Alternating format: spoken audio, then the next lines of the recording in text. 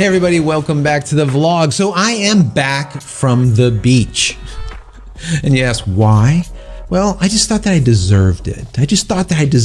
Guys. It's been a long haul, and finally there was the announcement, the Nikon announcement. And I stayed up. I watched the announcement. It was 12 a.m.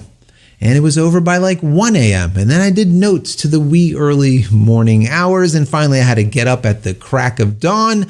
So I'm like, well, maybe it's time to go to the beach. And that's what I did. So anyways, guys, I am back. Now, as far as the announcement goes, I want to tell you about it, but I also want to tell you what I think about the camera and who should buy these cameras. Who should buy a Z6? Who should buy a Z7? And now that the specs are released, what do I think about the cameras in general in comparison to the competition? So let me just start out with the announcement. Now, the announcement was, let's just say, not an Apple announcement. The announcement was a little bit not so great, I would say. I don't even know what to say. That not so great. Some moments I was like falling asleep, basically, even though it was early morning hours. But, you know, it is in Japanese and it is being translated. So that's not really the problem. But the problem was the production.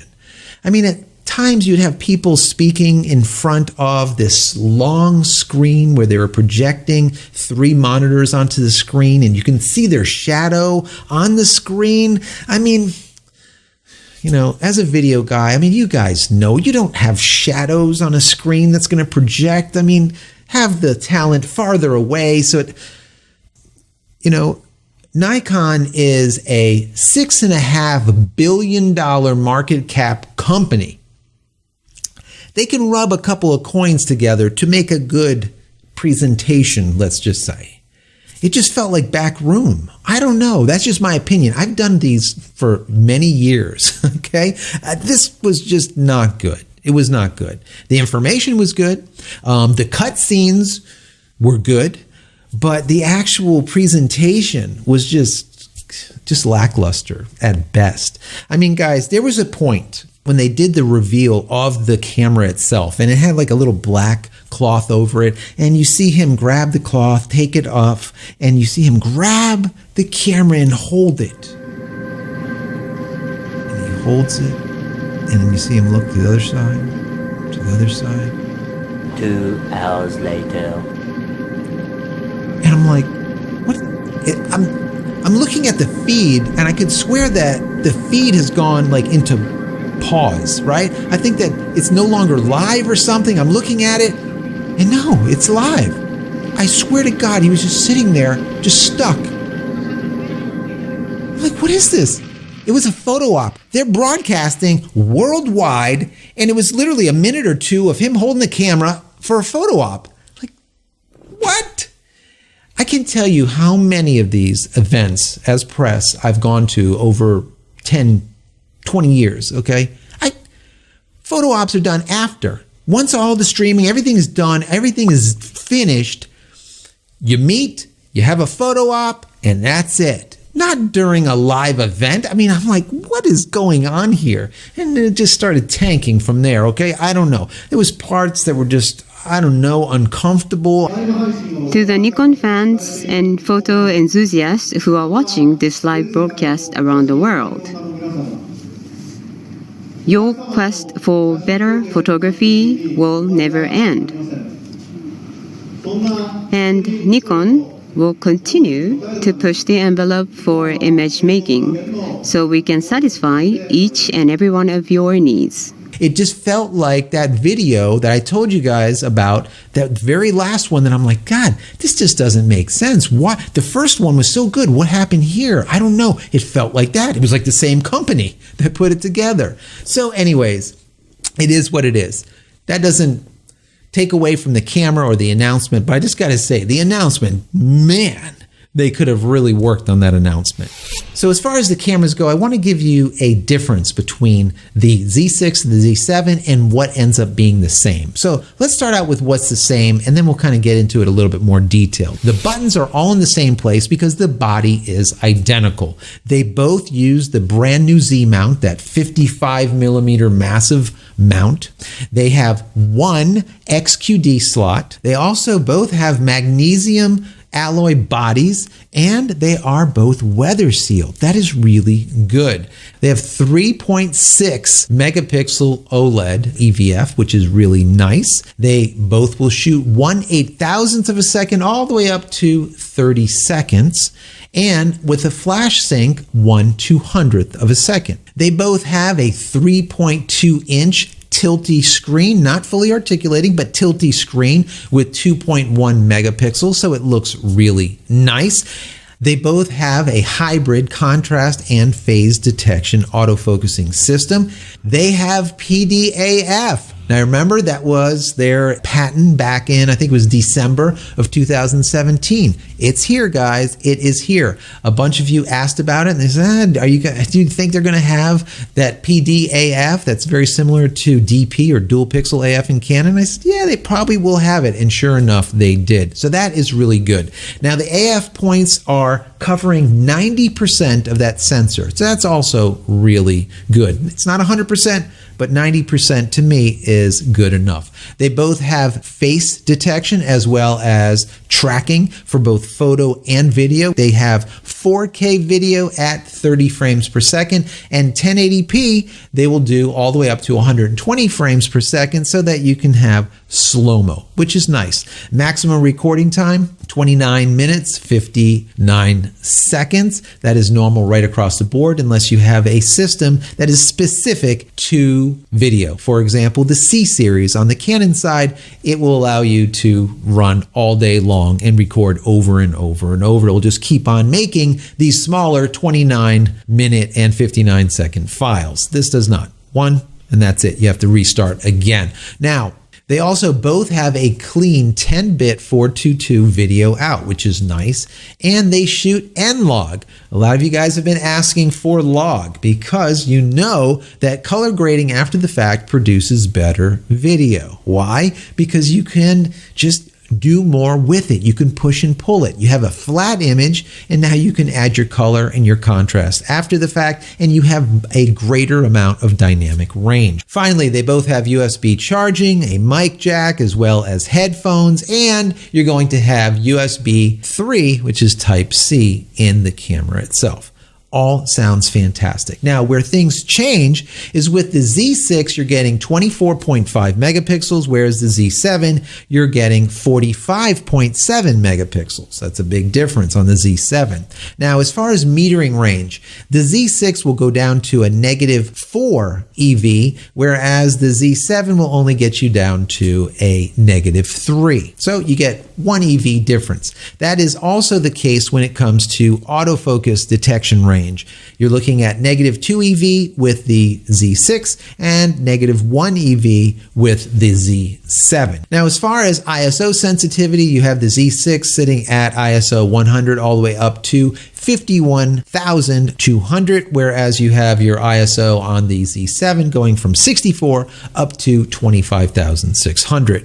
Now, as far as 4K video readout, the Z6 will give you full pixel readout, whereas the Z7 will be doing line skipping, which will basically produce a little bit less of a sharp image, and you might have a little bit more noise with the Z7. As far as continuous shooting, the Z6 will shoot at 12 frames per second, whereas the Z7 will get you 9 frames per second. Time-elapse. Now, I told you guys that I think that this will do 8K time-lapse, and it does. The Z6 will only go up to 4K on your time-lapse, whereas the Z7 will get you all the way up to 8K. Now, battery life.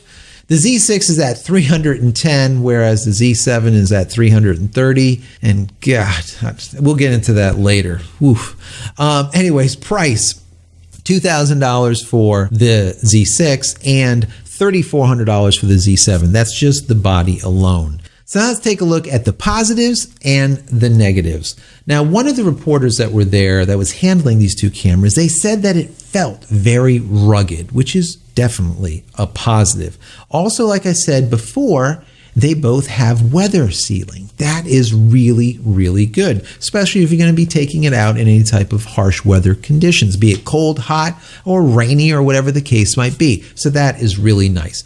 Also, like I said, they both have the PDAF, and that covers that 90% of the sensor. That is really nice. Like I said, there was a lot of you guys wanting to make sure that the autofocus was going to be good on this camera, and I really do think that both cameras are going to have exceptional autofocus. I do think that the Z6 will have better autofocus in low light by one stop, but I think they both will have exceptional autofocus. Also, a positive is that the F-mount glass that you currently have will be able to be used on this camera or on both of these cameras with that adapter. And according to people that have used it, it doesn't really degrade that much. The only thing that changes is IBIS. Now, you were getting 5-axis image stabilization if you use native glass. But if you are going to be using your old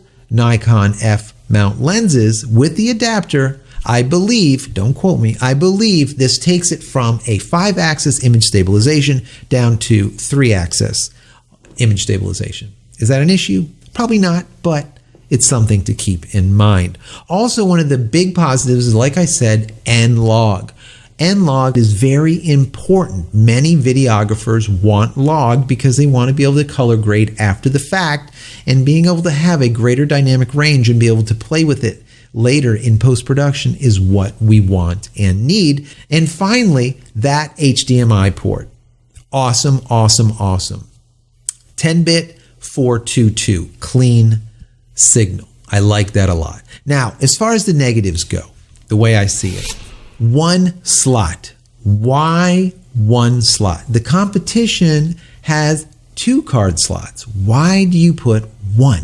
We're now making a camera that's supposed to be for the future. Why put 1 card slot? I don't get it. Another negative is the card slot is XQD. Why use Sony's proprietary XQD instead of the next iteration of XQD, let's call it, which is the CF Express cards? You have XQD that, number one, they're hard to find right now. There's lawsuits. There's all kinds of problems, number one. Number two, you have a card that's not only slower, but it holds less data, right? I think this biggest XQD are 256 gig, maybe 512 gig, but I don't think so. And they go up to like 400 megabytes per second. Whereas you have CF Express that goes all the way up to like 1400 megabytes per second. And they're up to like a terabyte. You know, you're looking at twice as fast or 3 times as fast and 3 times as much data. Like, I don't get it. I don't understand it. So I do think that to be a problem. Also, poor battery life. 300 shots, people. 300 shots. The competition is getting 600. You're halving it. I mean, with 300 shots, you're going to have batteries like chiclets in your pocket and just popping them in all the time. I don't understand it. That does not make sense to me at all. Also, I believe there might be a problem with buffer depth, whereas if you really ride these cameras hard at 9 frames per second or 12 frames per second, you're going to get a lot of lag while it's writing. Now, if that is the case, is the problem once again with the XQD, or is the problem that the actual processor isn't strong enough to be able to handle that speed? I don't know which one it is, but it's something to look for once we start seeing these real world reviews. Now, another negative is that the 10-bit 422 video cannot be written to the card. Once again, is it because the card is too slow, or is the processor too slow and it can't write 10-bit 422? If you want 10-bit 422 with these cameras, you have to offload them onto an external recorder, like a Samurai or something, through that HDMI port. Not ideal, but to me, I do view that as a negative. Another negative, as I see it, is it does not have a fully articulated back panel. Neither of them do. A lot of you guys have said, if the camera does not have a fully articulated back panel and just simply a flippy screen, I am not buying it. And I kind of agree with you guys. Now, let me just tell you why. Nikon's D5500, Nikon's D5600, they have fully articulating back screens just like a Panasonic or just like a Canon, okay? This is once again a camera for the future. They're future-proofing this camera is the way I see it. But why would you not put a fully articulating back panel when your other cameras have it? It's not like you're reinventing the wheel. The wheel is already there. Just strap the thing on and call it a day. I don't get that. I don't understand that. Last negative, as I see it, is possibly the price. The price could be an issue. Now, if you were to pick up the Z6 and the 24-70 kit lens as well as the adapter, you're going to be out about $2,850. If you pick up the Z7 with that kit lens as well as an adapter, you're going to be out $4,250. I think it's a problem, guys. I do. Now, let me tell you why. Let me start out by saying, in conclusion, I do believe that Nikon has put a tourniquet on the wound, all right? They're stopping the bleed, and they're stopping the current Nikon crew from leaving Nikon and going to the darker side, going to Sony, right? I do believe they're doing that with this camera. But I don't think that they're going to be bringing in the new blood with this. I don't see it. I don't see it. When Sony has the A7 III at $1,900 and change, and this is coming in at $2,000 also, I don't think there's enough here to say, I want a Z6 instead of a Sony A7 III at the same price, if you're brand new. I don't see it as of yet. Now, are the cameras similar? Yes. Are they as good as each other? I don't know yet. None of us know until we start seeing some real world reports on it. But what I do know is Sony is 5.5 years ahead of the game. Where Sony used to have a problem with lenses, now Nikon has a problem with lenses unless you adapt.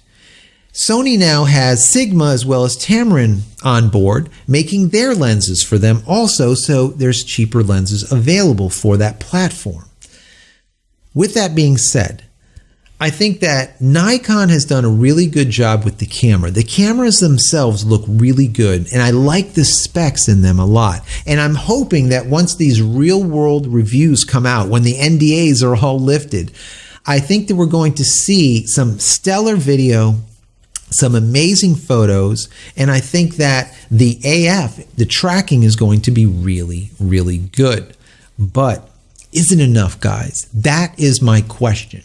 I personally feel that with all of the videos that I saw, all of the hype and all the talk, I feel that the camera or the cameras were going to be a little bit more inspired than what I found. I think they're good, but I don't think that they're just monumental. I don't think that they're that big thing. Now, we're left now to see what Canon does. Are they going to also go down the route of Nikon here, where it's kind of a safe play? All right. Nikon, I feel this is their Gen 1. I do think that they're going to come out with a professional version of their Z series, and it's going to be even better than these. So I do feel that these are more of an amateur camera, maybe pro-am, let's call it, but more of an amateur line. And I do think that Nikon will come out with a professional camera down the road that is for this Z mount, the Z series, okay? So we'll see what ends up happening. My question to you guys is, what do you think? Now that everything is over, let's just say, and all the specs are out, the announcement is made, you got to see it all, what do you think about the camera? How do you feel that it's going to fare in comparison to its direct competition? What do you think? So anyways, guys, that is it. I'm going to go take a shower. Like I said, I'm just back from the beach. And I wanted to do this for you guys before the day was over. So I hope that you guys enjoyed the content. If you have, please throw me a big thumbs up. That would be stellar. Don't forget to smash that subscribe button so you can get all my content when it becomes available, and click the bell icon so when it is available, you will be notified of it. And finally, head over to my website, JCristina.com, where you can find all the photography tools that I've invented for you and me over the years, and hopefully there's something there that you might like, and if there is, please pick it up and support me. That's it, guys. I'm out of here for yet another vlog. We'll see you in the next one. Take care.